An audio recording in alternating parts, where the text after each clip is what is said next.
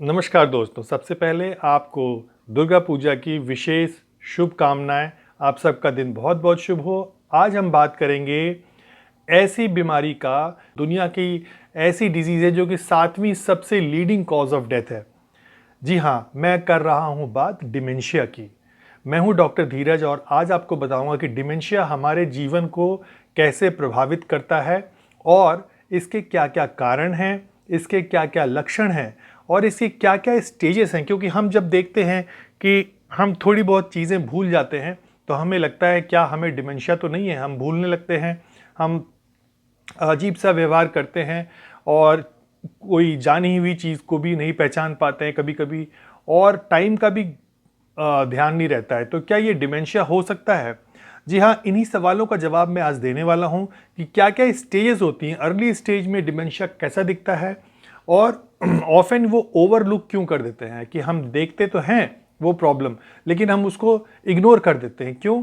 क्योंकि वो धीरे धीरे उसका ऑनसेट होता है, इसलिए हम उसको इग्नोर कर देते हैं, हमें पता नहीं चलता है कि ये अर्ली ऑनसेट है। सबसे बड़ा भाग है इस प्रॉब्लम का, वो है अल्जाइमर डिजीज़। यानी 60 से 70% होता है अल्जाइमर डिजीज़, जो कि इसको है वो भी भूलने की ही प्रॉब्लम, लेकिन उसमें यह है कि ब्रेन के जो सेल्स हैं उसमें कुछ प्लैक्स का डिपोजिशन हो जाता है। साइंटिस्ट थे एलोइस अल्जाइमर करके, उन्होंने ही इसको सबसे पहले 1900 के अराउंड डिस्कवर किया था इस प्रॉब्लम को, और एक फीमेल को उन्होंने देखा था। बाद में उनकी डेथ के बाद उनके ब्रेन का उन्होंने पोस्टमार्टम करके देखा, चेक किया, उसको डिसेक्शन किया और पाया कि उसमें प्लैक्स के डिपोजिशन हुआ था उनके ब्रेन में, और ये अल्जाइमर डिजीज़ होती है। तो 60 to 70% तो इस कारण से होती है, लेकिन होती है ये जनरली लेटर एजेस में।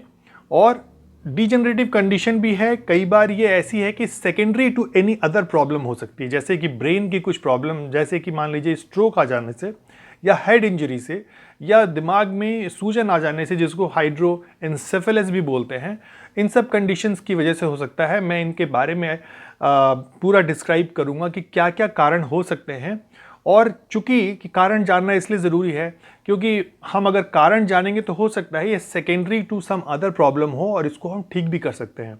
और अगर कुछ ऐसी प्रॉब्लम है जो कि ये प्राइमरी है, यानी कि इसको कि आप ठीक नहीं कर सकते और जो एज के साथ आई है, उसको कैसे मैनेज करें, उसके लिए कैसे पहले से तैयार रहें, ये सब जानकारी मैं आज आपको इस वीडियो में देने वाला हूँ। सो आप इस वीडियो को पूरा अंत तक देखिएगा, और मैं इसको रेफरेंस के साथ, मैं फ़िलहाल तो आपको WHO के रेफरेंस से बता रहा हूँ, और बीच में कॉजेज़ ऑफ जो डिमेंशिया हैं उसमें कारण जब आप जानेंगे कि नहीं नहीं ये सिर्फ नेचुरल तरीके से हो जाता है, ऐसा नहीं है, ये कुछ विशेष कारण भी हैं इसके पीछे, तो आपको उसमें रुचि और जगेगी और उसको आप जानकर उसको आप ठीक भी कर सकते हैं। सबसे पहली बात कि एज के साथ, नॉर्मल एजिंग के साथ भूलने की समस्या आती है, लेकिन डिमेंशिया में ये प्रॉब्लम्स उस प्रोपोर्शन के हिसाब से बहुत अधिक होती है। यानी कि एज के साथ ये प्रॉब्लम आती ज़रूर है, लेकिन ऐसा नहीं है कि सभी लोग जो एज कर रहे होते हैं उनको डिमेंशिया होगा ही होगा। एक डेटा के अनुसार 65 से लेकर के 69 की उम्र तक के लोग जो होते हैं, इनमें लगभग 100 में से 2 लोगों को होता है, और हर 5 साल में इसकी जो संभावना है वो लगभग 10% और इंक्रीज कर जाती है इस एज के साथ। तो इसका मतलब है कि हर एजिंग पर्सन को ऐसा होगा, ऐसा नहीं है, इसलिए इसको इग्नोर मत कीजिए, इसके बारे में जानिए और इसके बारे में सतर्क रहिए, ताकि आप अपने पेरेंट्स की हेल्प कर सके, उनको बेहतर ज़िंदगी देने में आप उनके साथ मदद कर सके। इसके जो स्टेजेस हैं वो क्या क्या हैं? अर्ली स्टेज जो है फॉरगेटफुलनेस, यानी कि भूलना। सबसे आसान और सबसे आसानी समझ लेने वाली बात जो है वो भूलना है। आप कभी कोई चीज़ रखे हैं, कहाँ रखे हैं, वो भूल जाते हैं। अब कई बार ऐसा नहीं होता है कि फॉरगेटफुलनेस ही पहला सिम्टम होता है, आप कोई शब्द जो है खोज रहे हैं और वो शब्द नहीं मिले बार बार, तो उसको भी हम लोग बोलते हैं कि ये फॉरगेटफुलनेस जो है वो है। Losing the track of time, अपने जो टाइम है उसको आप नहीं ट्रैक कर पाते हैं कि आप समय से कोई चीज़ पूरा कर पा रहे हैं कि नहीं कर पा रहे हैं, वो समय कितना निकल गया आपके हाथ से आपको पता ही नहीं चला। तो लूजिंग ट्रैक ऑफ टाइम। उसके बाद है becoming lost in the familiar places, जो फेमिलियर प्लेसेस हैं उनमें आप बिल्कुल खो जाएं कि ये कौन सी जगह है, जबकि वो जगह तो फेमिलियर थी। तो ये 3 चीज़ें अगर आप याद रखें कि अर्ली स्टेजेस में ऐसा होता है, तो आप समझिए कि डिमेंशिया को आप पकड़ने में सक्षम हो जाएंगे और उसी के अनुसार आप कार्रवाई कर सकते हैं। फिर इसकी है मिडिल स्टेज। मिडिल स्टेज जो है जैसे प्रोग्रेस करती है तो वो ज़्यादा प्रोमिनेंट दिखती है। जैसे कि आपने जो रीसेंट इवेंट्स हैं वो आप भूल जाएंगे, रीसेंट जो भी एक्टिविटीज़ आपने की हैं वो भूल जाएंगे आप, पीपल के जो जिनसे मिले हैं उनके नाम भूल जाएंगे। उसके अलावा आपको जो है जो डेली काम काज है उसको करने में भी लोगों की मदद लेनी पड़ेगी। डेली सेल्फ केयर की जो एक्टिविटीज़ हैं वो उसकी, जैसे कि ब्रश करना, जैसे कि ये शेविंग करना, जैसे कि बाल बनाना, जैसे कि साड़ी या कपड़े पहनना, शर्ट पैंट पहनना, ये सब जो है प्रॉब्लम, उसके लिए आपको सेल्फ केयर की जो सेल्फ केयर की चीज़ें हैं उनमें भी आपको हेल्प की ज़रूरत पड़ेगी। अपने ही घर में जो है जैसे कि अभी तक आपने देखा अर्ली स्टेज में क्या हो रहा था, जो आपके लिए फेमिलियर प्लेस थी उस पर आपको पता नहीं चल रहा था आप कहाँ आ गए, किधर से कैसे निकलेंगे, क्या कहाँ जाएंगे। लेकिन अब आपको अपने घर में ही अनफेमिलियर लगेगा कि कौन सी जगह कहाँ पर है, वॉशरूम कहाँ पर है, या दूसरा रूम, कोई डाइनिंग रूम किधर है, या कोई पर्टिकुलर चीज़ किधर रखी हुई है, वो आपको पता ही नहीं रहेगा कि वो चीज़ कहाँ है। तो ये सेकेंड स्टेज में होता है जिसको हम लोग मिडिल स्टेज कहते हैं। आप बिहेवियरल चेंजेस भी देखेंगे, जैसे कि आप इधर उधर बहुत देखेंगे और रिपीटेड जो है आपको बार बार एक ही क्वेश्चंस आप करेंगे कि ये चीज़ कहाँ रखी हुई है, इधर से उधर घूमेंगे और बार बार क्वेश्चंस करेंगे। ये हो गया आपका मिडिल स्टेज की बात। लेट स्टेज में दोस्तों अपने सेल्फ केयर की चीज़ थी उसमें ज़्यादा ज़रूरत पड़ेगी उसको कंप्लीट करने के लिए। आपको चलने में भी डिफ़िकल्टी होगी, आप चल नहीं पाएंगे ठीक से। इस पे भी मुझे याद आता है कि मैंने जो एक अल्जाइमर्स का केस देखा था उनमें भी चलने की प्रॉब्लम थी। वो बेड से उठना भी भूल गए थे, कैसे उठा जाता है बेड से, तो लेटे ही रहते थे। चलने में कॉन्फिडेंस बहुत कम था और 3 साल तक वो मुझको एक ही बात कहते रहे कि अब तो उनकी उम्र 84 हो गई है। तो अपना बर्थडे मनाते थे लेकिन हर समय वो यही कहते थे कि मेरी एज तो अब 84 हो गई है डॉक्टर साहब, अब मैं क्या करूँगा। लेकिन परिवार के लोगों में फिजियोथेरेपी के बाद जो चेंजेस उनमें देखे कि वो अपने आप से कई बार उठ भी जाते थे, अपने आप से चलने में भी उनको थोड़ी सहूलियत बेहतर हो रही थी as compare to doing nothing, कुछ भी नहीं कर रहे थे वो, उसके कंपैरिजन में वो ऐसा करने लग गए थे। तो फिजियोथेरेपी से उसमें जो फ़ायदा हो रहा था वो भी मैं आपको बता रहा हूँ। और इन सभी प्रॉब्लम्स के बीच में आप एक चीज़ ध्यान रखिएगा, मैं आपको आज एक टिप बताने वाला हूँ कि आप कैसे बच सकते हैं इस प्रॉब्लम से। लगभग आधा रिस्क आप कम कर सकते हैं। सो आप इस वीडियो को अंत तक देखिएगा। इसमें जो मेन टिप है मैं अभी आपको बता देता हूं कि अगर आप 4000 स्टेप्स पर डे चलते हैं, 4000 स्टेप्स पर डे चलते हैं, तो आप अपने इस रिस्क को 1/4 कम कर देते हैं, यानी 25% कम कर देते हैं। और अगर आप थोड़ा थोड़ा इसको रोज़ बढ़ाते रहें, सिर्फ 4000 पे स्टिक ना रहें, थोड़ा थोड़ा बढ़ाते रहें और 10,000 से थोड़ा कम ही सही वहाँ तक पहुँचते रहें, बढ़ते जाएं और वहाँ तक करें, तो आप जो है अपने रिस्क को 50% तक कम कर सकते हैं। तो है ना अच्छी बात। Walking is a very good activity for preventing dementia. Mental work ज़रूर कीजिए, कहीं ना कहीं कोई चीज़ लिखिए, लिखने से भी मेमोरी बहुत अच्छी होती है। अलग अलग तरह के पिक्चर्स बना सकते हैं, आप कार्ड्स का इस्तेमाल कर सकते हैं, प्लेइंग कार्ड्स का।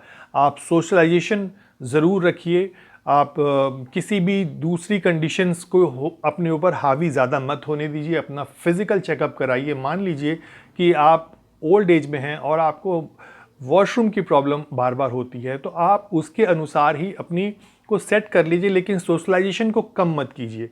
कभी भी इसको हावी मत होने दीजिए अपने ऊपर, और एक चेकअप के माध्यम से आप अपने आप को चेक ज़रूर कराइए कि कहीं ये डिमेंशिया तो नहीं है। अगर फॉरगेटफुलनेस है या आपने रीसेंट जो इवेंट हुए हैं उनका आपने नाम भूल गए हैं, किसी का रीसेंट किसी से मिले हैं उनका नाम भूल गए हैं, तो ऐसे में आप ये सब चीज़ कर सकते हैं, जैसा मैंने स्टेजेस के बारे में बताया। और लेट स्टेज में आप अनअवेयर होगे किसके बारे में, समय के बारे में, प्लेस के बारे में, या फिर पर्सन के बारे में कोई रिलेटिव आया है, आप उसको पहचान नहीं पा रहे हो, ये सब लेट स्टेजेस की निशानियां हैं। कारण में भी मैं आपको एक अपने टेक्स्ट बुक का रेफरेंस देना चाहूँगा। ये है हमारी Davidson principles and practice of medicine, जिसको कि हम लोग जो हमारे MBBS फ्रेंड्स हैं वो भी इसी को पढ़ते हैं, और ये 16th एडिशन है। Let me tell you the reasons for the dementia, causes of dementia. Degenerative condition, यानी कि ऐसी कंडीशन जो डीजेनरेट होती है, यानी कि हमारे नर्वस सिस्टम में नॉर्मली जैसे हर चीज़ बनने के बाद धीरे धीरे उसका एट्रिशन होता है, तो नॉर्मल डीजेनरेटिव चेंजेस एक होती है और एक degenerative changes in the nervous system. तो नर्वस सिस्टम में जो डीजेनरेटिव चेंजेस हैं वो कौन कौन सी होती हैं उसके बारे में है। तो डीजेनरेटिव कंडीशन में है एक एल्जाइमर, एक है उसमें सेनाइल डिमेंशिया, एक है उसमें Pick's disease, Huntington's disease and Parkinson's disease. उसके अलावा वस्कुलर डिमेंशिया मतलब ब्लड वेसल्स या उससे संबंधित जो कारण हो तो उसको वैस्कुलर डिमेंशिया बोलते हैं।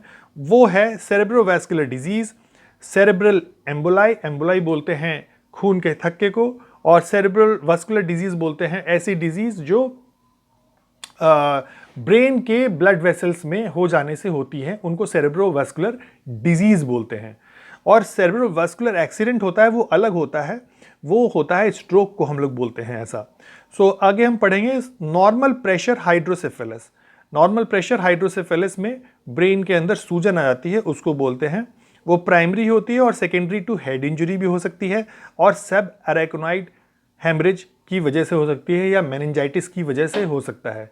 ये दो कंडीशन जैसे सब अरेक्नोइड हेमरेज है, ये ब्रेन की ही जो ऊपर की झिल्लियां होती हैं उन दोनों झिल्लियों के बीच में एक स्पेस होता है, उसको सब अरेक्नोइड स्पेस बोलते हैं। उसमें अगर हेमरेज हो जाए, उसमें ब्लीडिंग हो जाए तो वहाँ पे उसकी वजह से जो स्वेलिंग होगी उससे भी डिमेंशिया हो सकता है, और इसीलिए ये सब सेकेंडरी कॉजेज हैं। तो अगर हमें प्रिपेयर रहेंगे तो हम उसको ठीक कर सकते हैं, पहले से तैयार रह सकते हैं। Trauma, post traumatic dementia, boxers encephalopathy, यानी बॉक्सर्स जो दिमाग के ऊपर में मतलब हिट करते हैं बॉक्सर्स, उसको बॉक्सर्स एंसेफेलोपैथी भी बोलते हैं। स्पेस ऑक्यूपाइंग लीजन्स कौन कौन से होते हैं, जैसे कि सेरेब्रल ट्यूमर, यानी कि दिमाग के अंदर में ट्यूमर हो जाने से। सबड्यूरल हेमाटोमा, यानी कि ड्यूरा मैटर के नीचे के स्पेस में हेमाटोमा, यानी खून का थक्का जमा हो जाना मोटा किसी चोट के बाद, तो सबड्यूरल हेमाटोमा की वजह से होता है। इन्फेक्शंस जैसे कि AIDS, cerebral syphilis, viral encephalitis. Endocrine causes में क्या हो सकता है, हाइपोथायराइडिज्म, हाइपोग्लाइसीमिया यानी कि ब्लड शुगर का बहुत कम हो जाना, हाइपोपिट्यूटरिज्म, पिट्यूटरी ग्लैंड का कम काम करना, हाइपोथायराइडिज्म मतलब थायराइड ग्लैंड का कम काम करना, ये हो गया आपका एंडोक्राइन कॉजेज। मेटाबॉलिक कॉजेज में क्या हो सकता है, liver failure, renal failure, remote effects of carcinoma, कहीं और कैंसर है वो फैल करके कहाँ आ गया, ब्रेन में, और उसने क्या शुरू कर दिया काम, डिमेंशिया करना शुरू कर दिया।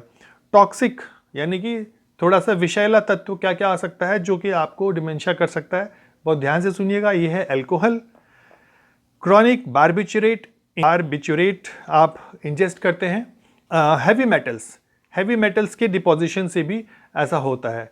इसीलिए हम जब भी भोजन बनाते हैं तो हमें कोशिश करनी चाहिए कि ऐसे उसमें बनाएं जिसमें कि हैवी मेटल रिलीज ना होता हो, ना यूज़ होता हो। जैसे कि अब मैं बोलूं कि आप मिट्टी के बर्तन में बनाइए तो ये तो शायद संभव ना हो, लेकिन आप हैवी मेटल से जैसे एल्युमिनियम से बच सकते हैं। इस तरह की चीज़ों से बचना चाहिए।